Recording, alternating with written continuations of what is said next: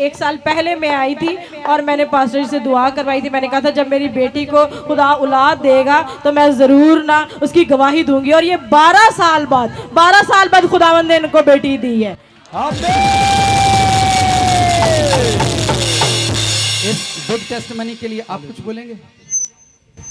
बोलिए आप। खुदावंद का शुक्र है, 12 साल हो गए थे हमारी शादी को। बहुत डॉक्टरों से भी इलाज करवाया।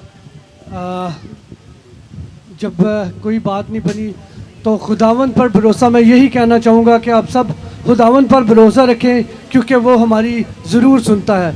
और मेरी गवाही आपके सामने है, ये 12 साल बाद खुदा ने मुझे बेटी दी है। खुदावंद का शुक्र है।